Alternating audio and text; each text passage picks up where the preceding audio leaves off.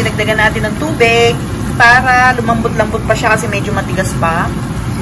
At maya-maya ay papupula-pulahin na yan.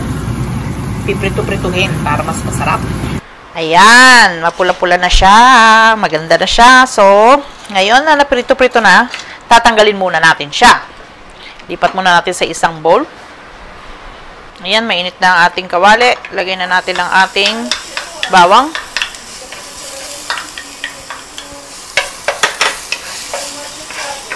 Ayan. So, talaga naman napakasarap nito. Bawang palang ulam na eh. Sumunod ay ang ating sibuyas at kamatis. Maraming kamatis, maraming sibuyas. Mas masarap. Ayan.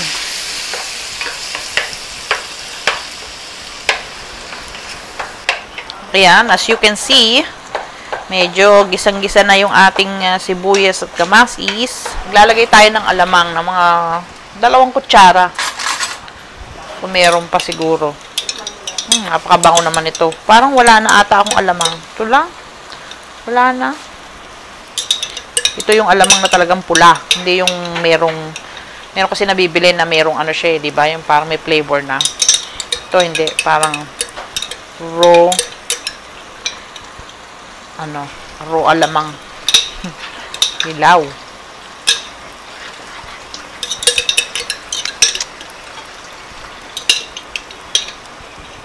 Talagang silimot ko, no? Ayan, as you can see, diba? Ha? Lulutuing maigi ang alamang para hindi siya malansa. Bago natin ilalagay yung ating baboy. Mga 2 minutes siguro, 2 to 3 minutes siguro ang gisa-gisahin yung alamang pa or para lang, makikita mo naman yung pagluto na siya, yung parang na. Ayan. Lalagay na natin ang sili. Siling haba. Siling haba. At ang batas ng aking mga kasama ay hatiin ng isa. Ayan. Luto ng ating alamang. Luto-luto na siya. Tama ba? Ligis na rin ang ating sibuyas at kamatis. Sarap nito. Ngayon, lalagyan naman natin ng ating mamoy. Lagay na natin ang ating baboy. Ayan. Haluin lang yan. Halo. Looks so good. Ayan, para lumasa na siya sa ating baboy. Naku, ilang rice na naman kaya to. Sarap na guys to. Tsura pa lang, look at that. Sarap. Oh my God, wala palang. Ako, kailangan to may talong. Talong ang kaulam nito. Nilagang talong. Oh my goodness. Okay. So, then, lalagay na natin maya-maya yung ating suka. At lalagyan natin ng konting asukal. At ganda na ng itsura, At lalagyan na natin ng suka.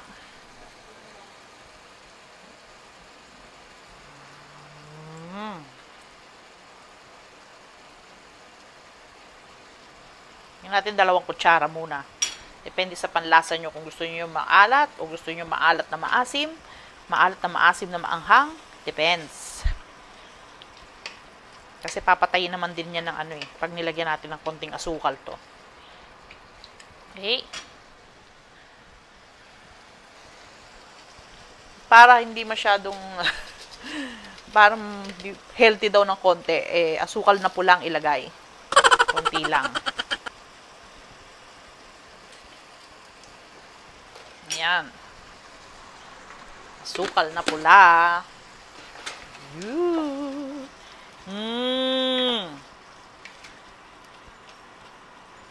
Wow. Ayan. Kailangan lang matunaw yung asukal. At syempre maluto yung suka. Titikman natin. At pag kulang pa ng suka, dadagdagan natin. Hindi ko ng konti pang paminta.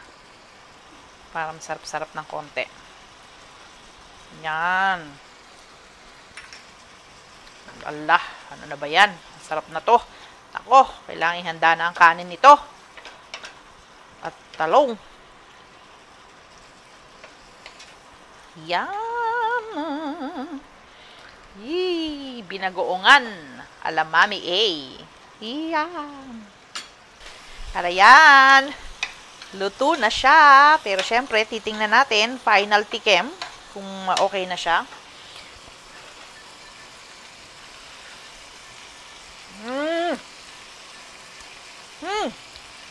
Sarap. Ihanda ang isang kalderong kanin. Ang sarap. Sarap-sarap. Diba? Sino gusto tumikim? Tawagin ang kapitbahay. Jel, tikman mo to. Ayan guys, luto na ang ating binagoongang liempo. Ayan, look at that. Oh, ha? Pinatay ko na yung apoy. Diba? Ganda na. Sarap. Ay, dali eh. Tikman mo to, dali.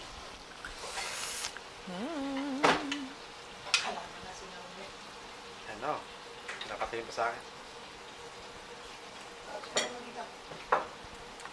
Aba, wala man lang komento. Sarap? Yeah? Wow, sarap daw, guys. Okay, kain na tayo. A few moments later. Ayan na, kain na tayo. Masarap ito. Ito na ang ating binagoongan. Siyempre, nagluto pa si nanay ng kalabasa na may spinach sa itlog. Siyempre, mawawala ba ang itlog? Hindi. At meron pang pampabata na kasama. Masarap. O, diba? Kain na po tayo. Masarap to. Unang tikim. Unang subo. O, diba? Konti lang ang rice ko. Konti lang. Parang ang sarap, oh. Oh, no!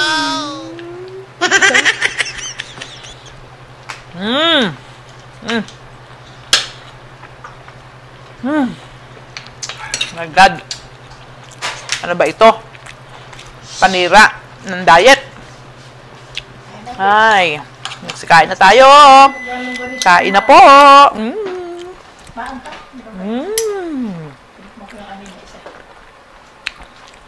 Tamang-tamang luto, oh. Sarap. Kain na na. Sabay na kayo dito. Kain na. Sarap. Very, very good.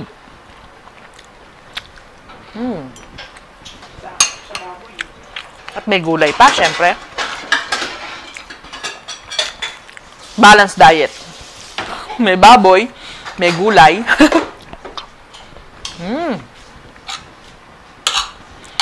Yeah. Kain na tayo, bilisan nyo.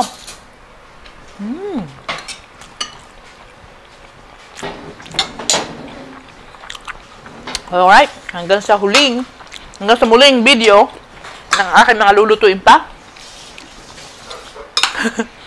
Kung makakapagluto pa ako si nanay, don't forget to subscribe, like, and share this video. Thank you! Kain muna ako. Bye-bye!